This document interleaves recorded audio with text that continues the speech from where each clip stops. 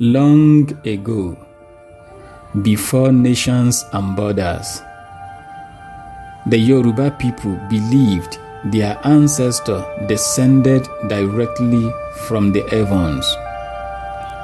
His name was Oduduwa, the father of the Yoruba race, the sacred patriarch whose footsteps shaped the destiny of kingdoms.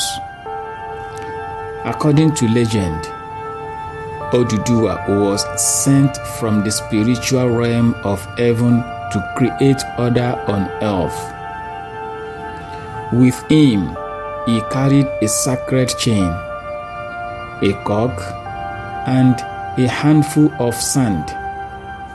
When he descended to the watery chaos of earth, he poured the sand, placed the cock upon it, and watched as the bird scattered the grains to form dry land.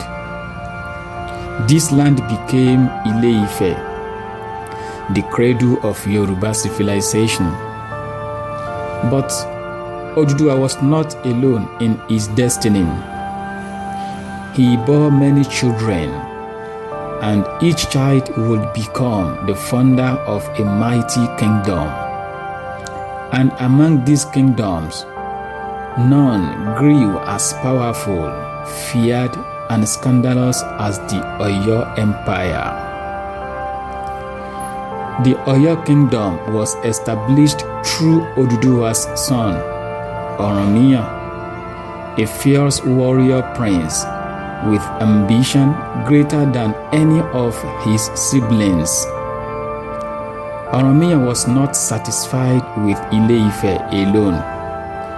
He was cunning, bold, and some even whispered that he had a ruthless thirst for dominance.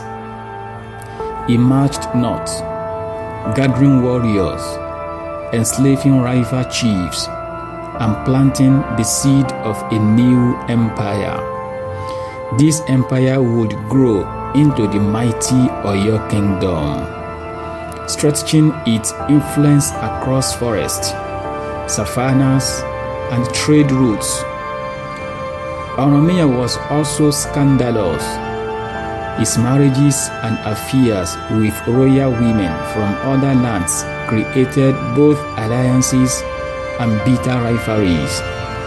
Some whispered that his lust for power was not just political, but personal. From Oromiyan's bloodline, the Yoruba world splintered into many kingdoms. His descendants became kings, each ruling a different domain. The Benin Kingdom, though it later developed its own identity, traces part of its story to Oromiyan, who fathered Eweka, the first Oba of Benin. The Owu Kingdom, fierce and militant, claim descent from Oduduwa's lineage. The Ijebu Kingdom, masters of trade and secret societies, emerged with cultural ties to the same ancestry. From Oyo's dominance, smaller kingdoms like Sabe, Ketu, Boko, Egba, Idomina, and Ofa all rose, each claiming divine authority through their link to Oduduwa's blood. But with power came scandal. The Alaafins of Oyo, the rulers of the empire, were feared for their cruelty. Some were accused of poisoning their rivals, sacrificing lovers to the gods, and demanding the suicide of generals who displeased them. The Oyomesi, the council of chiefs, acted as kingmakers, but they were not pure either.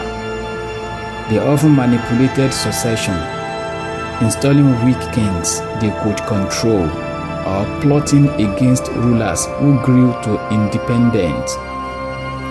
Betrayals within the palace were common, and lovers' affairs often turned into deadly political plots. Imagine a queen consort accused of adultery not with a nobleman, but with a common slave. The scandal rocked the empire, but instead of punishing the queen, the king himself was overthrown for appearing weak. Culturally, the Oyo Empire stood as the military head of the Yoruba world. Their cavalry was legendary, charging into battle with horses imported from the north, striking fear into enemies. They practiced the worship of Sango, the god of thunder, believed to have once been an Alaafin himself, who ascended into divinity after a dramatic and fiery death. Their festivals were filled with masks, drumming, chants, and dances, but beneath the beauty lay rituals of blood and power. Slaves captured in wars were sacrificed to appease the gods. White traders exchanged ivory, kola nuts, and slaves along the Trans-Sahara routes. As the Oyo expanded, they demanded tribute from their vassals. Kingdoms like Dahomey paid in cowries, slaves, and even maidens. But scandal erupted when one Alaafin was accused of secretly keeping the most beautiful maidens for himself, angering both his chiefs and his subjects. This greed weakened the unity of the empire and gave rise to rebellion. Some kingdoms broke away, refusing to bow to Oyo's power. Dahomey itself, once a loyal tributary, turned into a bitter enemy, spilling blood in defiance of their former masters. Yet, the legacy of Oyo did not die. From its ashes, many Yoruba kingdoms still claim descent from Oduduwa's line. Their ancestors were warriors, priests, traders, and kings. They occupied their lands not just through conquest, but through divine legitimacy. To say you were a child of Oduduwa was to say you had the right to rule, the right to dominate, and the right to command loyalty.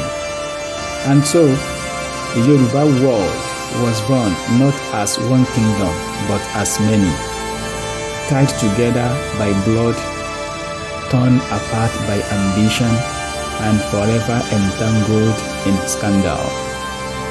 In the end, Oduduwa's gift was both a blessing and a curse. His children spread across the land, building empires and cultures that shaped West Africa. But their rivalries, betrayals, and lust for power ensured that unity was always fragile. The Oyo Empire may have crumbled, but the kingdoms it gave birth to continue to carry its bloodline. From Ife to Oyo, from Benin to Ijebu, from Owu to Egba, the children of Oduduwa still walk the earth, still telling stories of their glorious, scandalous, and unforgettable past.